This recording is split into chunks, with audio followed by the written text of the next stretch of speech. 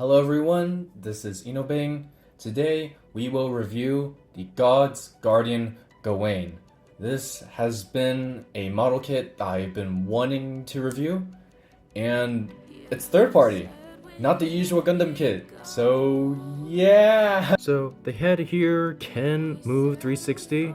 I wouldn't try to force it in so many other directions if possible, because it is pretty tight. As you can see, the head cannot really do the little gimmicky back and forth. Maybe like a little, but that's mainly from the neck, as you can see there. But the funny part is the neck can actually rotate, as you can see. I forgot to mention this about the head. It cannot look up, as you can see. Like you want me? You can try, but obviously it does reveal that little area right there. The shoulders and arms are not on a ball joint, as you can see. They're on that little peg. And then, the highest they can go is this far. That's really good, given that this is $25. Like, that is far, like really far. The shoulder armor here can move up and down. And this is individual too. Golden piece right over here. Whoa, whoa, whoa. Right there, that little golden piece. Because this can rotate, as you can see, without moving the arm, as you can see. Pretty nice. The arm here can entirely move 360, and then this is on a double joint, so this can go far out ish. Boom, as you can see, double joint. And then on the hands, a ball joint on the hands. Yes, stretch forward, really out actually. Interesting part of the gray piece in this area is that they can extend in and out. The torso here, this area, can move forward. It's actually on a double joint part, as you can see, and that's really far too.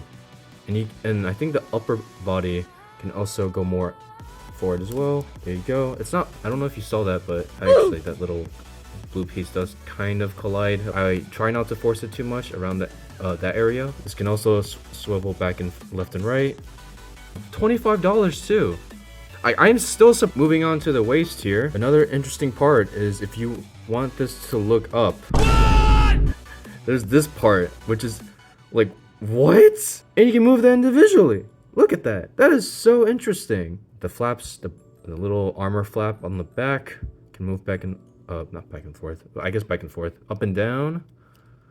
Really nice. The front flaps, or the skirts here, go up and down as well. They're on a ball joint. There's a special gimmick around the waist. I don't know. I think you can kind of see it already. You can swing this back and back and forth.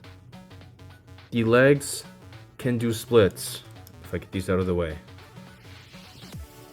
Better than me, huh? As you saw, I think these are boosters, but I'm not really sure what these are. I'm gonna just call these little leg armors, but yes, these are on a ball joint.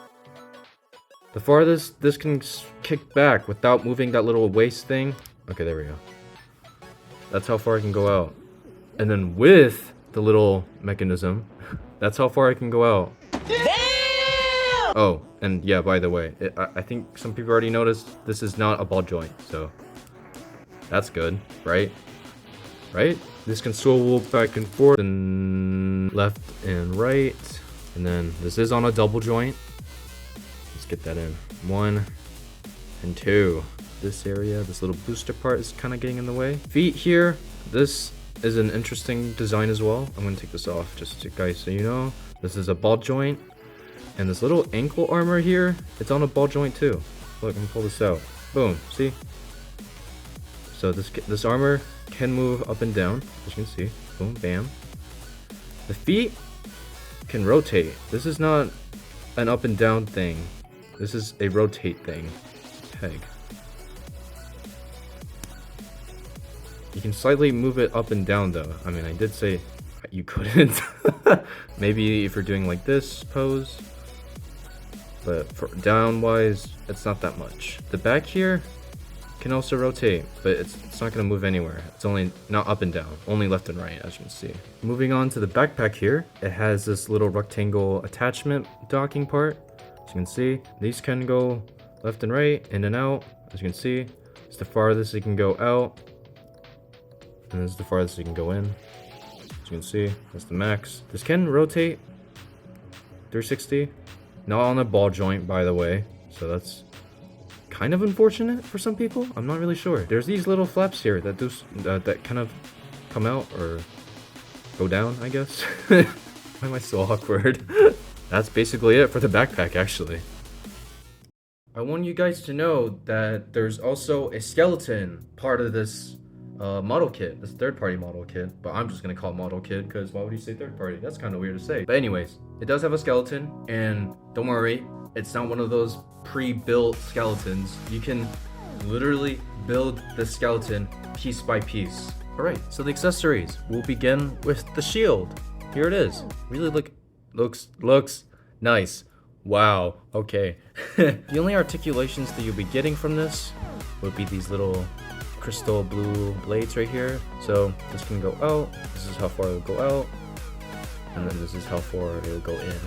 But these can definitely cross, as you can see. So I would not recommend that if you can. There's some other pieces that are involved with this shield. So the piece at the bottom is more attached to the forearm. The piece on the top is more of attaching it to the shield itself. So essentially, plug this into here. There we go. Get that in. Next thing is you attach the piece on top of this here.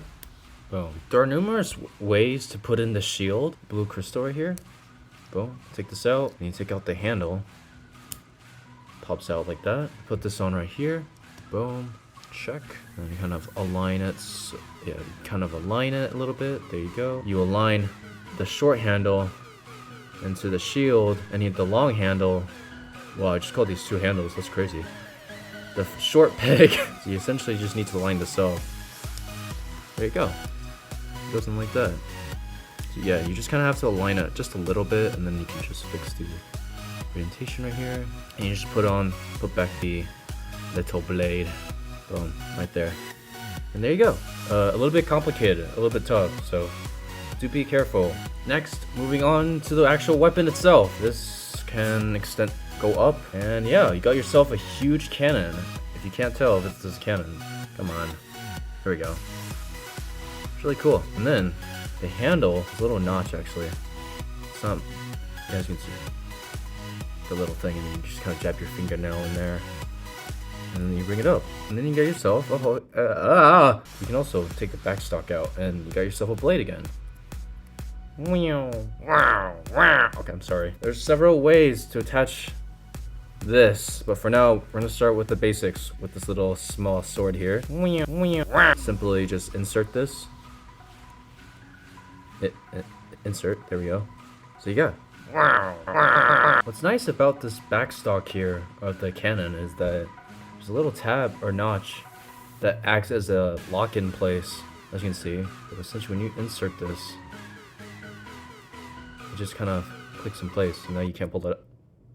Hiya! Anyways, but yeah, it's like stuck, like at least it's not gonna fall out anytime. That's my point.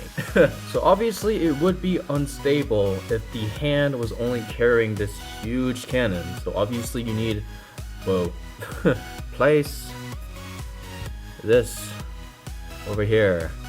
What's also nice is that it has two tabs. First and top. Bottom and top. What am I doing today? Oh my goodness. Essentially, you're sliding in the handle from the bottom of the hand, and you clip this onto the handle of the backstock right here. So the handle goes in first, and then you just simply clip this on like that, and there you go. Get yourself the Gawain holding this huge cannon. But yeah, pretty much that you can also do the vice versa in some way. Pull this out, backstock out, and then you go with reverse grip, and then you clip this thing on right on top, and there you go. He's now holding the huge sword. Whoa, right? I know, right? There's also another way to do this. Essentially, you swing this back, and there you go. You got a more shorter sword, like this. It's really, really cool. Very clever. Yeah. Next up are the wings. Essentially, there's actually two places where you can put this in. So one of the notches go in there, and another, I don't know if we can catch this. There's a little hole, this rectangle hole. But the best thing to do is you place the top first, and you align it somehow. That's very helpful, I know, right? Help, bro!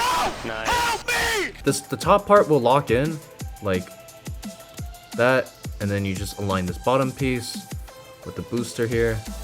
There we go. There we go. See? And you got yourself a Gawain with wings. It looks so cool. What? What? Wow. Next up, we got all of these hands. Look at these magnificent hands. What? So you get 2 open hands, 2 closed fist hands. As you can see, they don't have the holes. And then finally, you got these little 2 hands. These other 2 hands with the peace signs. Pretty nice. Left and right. So just know that you're getting a lot of hand. Lastly, you'll be getting Water Decal stickers. Yes. I think if I recall, they only come with this one only. You're probably wondering why I didn't use them yet. I'm just not that good at them. But also I'm reviewing. I'm not taking them out yet. So the God's Guardian Gawain has to be one of the most interesting third-party model kits I ever reviewed.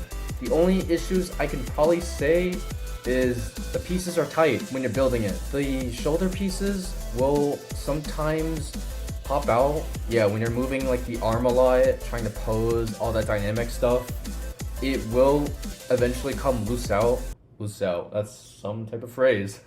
For those who are wondering, this does not include a stand. Why? Why? Why? So the model kit is $25, but this is the designer's color version. There has been an original version, which is a little bit more pricey, around like 28-ish. But that will be all for the analysis. So now we be going straight into posing. Yeah!